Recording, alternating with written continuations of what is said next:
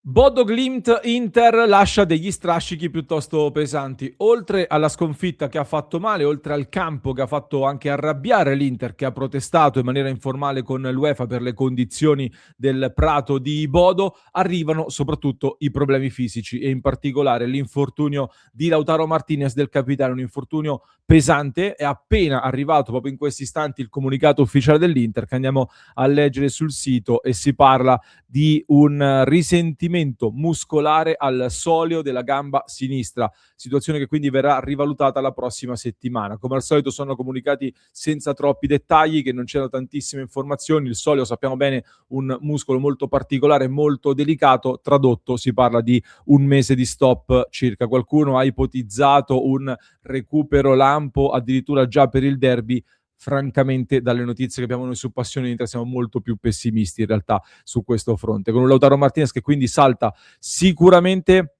la gara di Lecce, ovviamente salta il ritorno di Champions contro il Bodo, salterà Inter-Genoa, salterà Como Inter l'andata della semifinale di Coppa Italia. Secondo me, secondo noi di Passione Inter, salterà anche il derby col Milan e verosimilmente anche l'Atalanta. Quindi 6 partite quasi certe, praticamente. La prima gara da mettere un pochino nel mirino potrebbe essere Fiorentina-Inter, proprio prima della sosta per le nazionali, dove tra l'altro la sua Argentina giocherà la finalissima in Qatar contro la Spagna, che speriamo a quel punto si possa anche evitare magari. Questa è un po' la nostra speranza egoistica per riaverlo poi al top dopo la sosta in Inter-Roma. Un infortunio grave, pesante per un Inter che perde un elemento molto importante, che apre ad una serie di riflessioni che facciamo in questo nostro contenuto di oggi. Ben ritrovati amiche e amici interisti, vi invito a lasciare un mi piace, se non l'avete ancora fatto iscrivetevi al canale, stiamo volando verso i 101.000, adesso la crescita continua e non si arrende. Tra l'altro sto ricevendo in questo momento tantissimi messaggi nel club, trovate qui sopra il QR code per entrare nel club di Passione Inter, dove si sta discutendo molto dell'infortunio di Lautaro Martinez e di quello che succede adesso. Succede innanzitutto che Pio Esposito chiaramente viene responsabilizzato ulteriormente, un giocatore che è in un buon momento di forma, ma come dicevo anche nel contenuto di ieri, secondo me a maggiore responsabilità si aggiunge soprattutto sulle spalle di Marcus Thuram, un Thuram che deve sbloccarsi. Un solo gol nelle ultime 10 partite per l'attaccante francese, che è chiamato a farsi carico, ecco, del peso offensivo e a creare un'alchimia con Pio Esposito, che sulla carta come caratteristiche ci starebbe, ma per quello che abbiamo visto fino a qua abbiamo visto meglio Lautaro con Pio piuttosto che Thuram con Pio Esposito. Adesso tocca soprattutto a loro, senza dimenticare un Bonni che in questo momento sembra comunque leggermente dietro agli altri due. E verso Lecce quindi si apre il tema non solo dell'attacco ma soprattutto del centrocampo, perché da quello che abbiamo saputo Frattesi sta bene, è recuperato e dipende da Chivu adesso scegliere se convocarlo oppure no ed eventualmente utilizzarlo o meno per la gara di Lecce. C'è ancora in sospeso il tema Zielinski che è uscito non al meglio, anche se ieri avevamo ricevuto delle rassicurazioni. È una situazione comunque da tenere d'occhio fino all'ultimo, quella di Zielinski, e dunque al momento, andando a disegnare una probabile formazione in vista della gara di Lecce, l'abbiamo immaginata un po' così, con Sommer in porta, Bissek che torna dal primo minuto, potrebbe rifiatare Akanji e quindi De Vrij al centro con Bastoni a sinistra, Darmian Di Marco, anche se in realtà dovrebbe giocare Luis Enrique probabilmente a destra, quindi mettiamo questo ballottaggio Darmian a destra, ma probabilmente giocherà Luis Enrique con Di Marco a sinistra. In mezzo al campo bisogna ridisegnare tutto ed è dove si concentrano i maggiori dubbi in questo momento, perché attualmente, considerando acciacchi, rientri vari, considerando che Barella è squalificato, così come Çalhanoğlu che è anche infortunato e salterà anche il ritorno contro il Bodo Glimt, al momento Mkhitaryan dovrebbe andare nel ruolo di regista con Diouf mezzala sinistra e Sucic mezzala destra. Centrocampo totalmente quindi reinventato e rivoluzionato, però si deciderà nelle prossime ore, soprattutto per quanto riguarda Zielinski, se avrà spazio o meno, e poi c'è anche la questione Frattesi, come detto, ma Chivu ci ha abituati anche a delle sorprese dell'ultima ora, dell'ultimissima ora, quindi al momento disegniamo questa formazione qua con Thuram e Pio Esposito, ma c'è la possibilità che poi Chivu ci sorprenda in vista di una sfida che è molto delicata, perché si torna in trasferta dal profondo nord di Bodo, si torna al profondo sud in Salento contro un Lecce che è in un buonissimo momento, perché da inizio gennaio ha cominciato a fare una serie di partite molto più solide, molto più robuste, tutte a basso punteggio. Non ha mai perso male, ha perso solo per 1-0 contro l'Inter facendo una buona partita, lo stesso col Milan per 1-0, ha fermato la Lazio sullo 0-0 e poi nelle ultime due gare soprattutto ha battuto Udinese e Cagliari, soprattutto in casa c'è quindi un grande entusiasmo adesso con un Lecce che si sta rilanciando in zona salvezza in maniera veramente molto importante. Quindi occhio a questa trasferta dove mancherà ancora anche Denzel Dumfries, anche qui ne stavamo discutendo anche ieri sera in diretta, perché tanti sono tornati alla carica sul discorso mercato. Io ho sempre detto che all'Inter serviva almeno un rinforzo, un esterno con delle caratteristiche offensive era necessario. Qualcuno dopo un paio di vittorie, dopo anche quella contro la Juventus, col fatto che è tornato anche Darmian, è tornato a scrivermi: ah, vedi, tu ti lamentavi del mercato, invece non serviva. Invece anche qua Dumfries, oggi nel club guardavamo le prime pagine della Gazzetta di gennaio, torna Dumfries, torna in anticipo, quindi l'esterno non serve. Siamo al 20 di febbraio, Dumfries, se tutto va bene, lo rivedremo in panchina contro il Genoa il 28 di febbraio, tra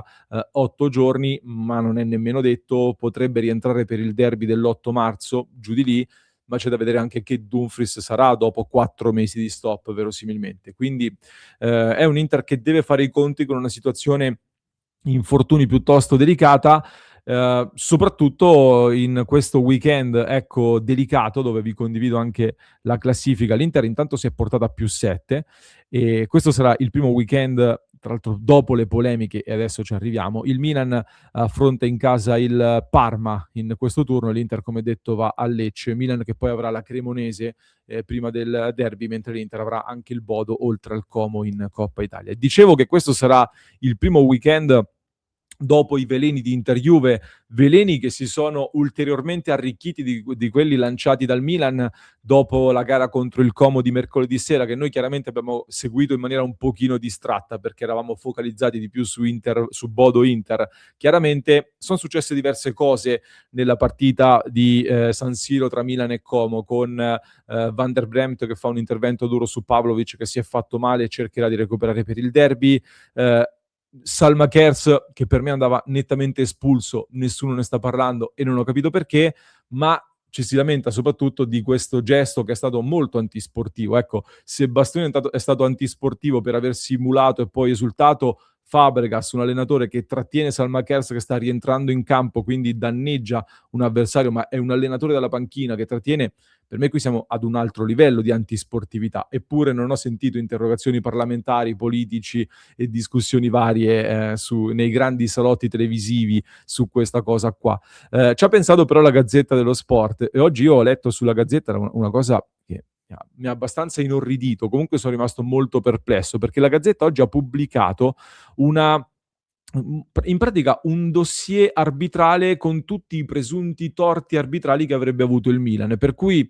il Milan addirittura dopo Milan-Como, a quanto sostiene, da quello che sostiene la Gazzetta dello Sport, ha chiamato l'AIA, quindi ha chiamato i vertici arbitrali per lamentarsi dei tanti episodi arbitrari e dei tanti errori che avrebbe avuto contro il Milan. Mi fa sorridere in questi pezzi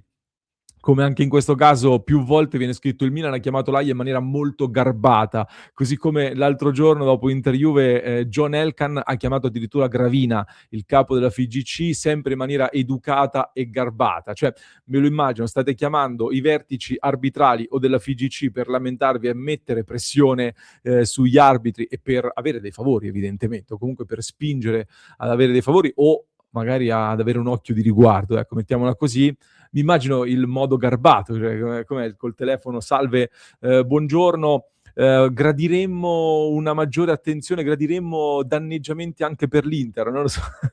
non lo so, mi fa abbastanza sorridere questo lamentela molto garbata che viene molto sottolineata. Queste sono veline clamorose passate direttamente dai club. La parte più grave, secondo me, che ci rido, ma secondo me non c'è troppo da ridere, la parte più grave per me sta alla fine dell'articolo della Gazzetta, dove leggo ce n'è abbastanza, qui hanno fatto tutto l'elenco degli episodi e chiudono con ce n'è abbastanza per una chiamata all'AIA e per sperare che certi casi non si ripetano più. Quindi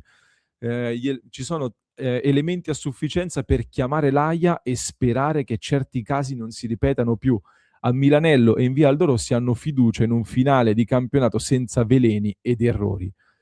A me questo sembra quasi una sorta di minaccia, cioè o comunque un messaggio velato del dire guai a voi se commettete errori. E io faccio tutti gli scongiuri, mani in alto, attenzione, gesti scaramantici, tutto quello che volete, ma a me ricorda sinistramente quelle famose parole di Pioli che nell'anno in cui poi il Milan vinse il campionato se ne uscì a un certo punto con deve succedere ciò che non è successo fino ad ora. E da lì in poi effettivamente è successo di tutto, tra autogol, svarioni difensivi, svenimenti di avversari, qualche errore arbitrale favorevole abbastanza ingombrante, quel derby con Giroud, eccetera, eccetera. E questo clima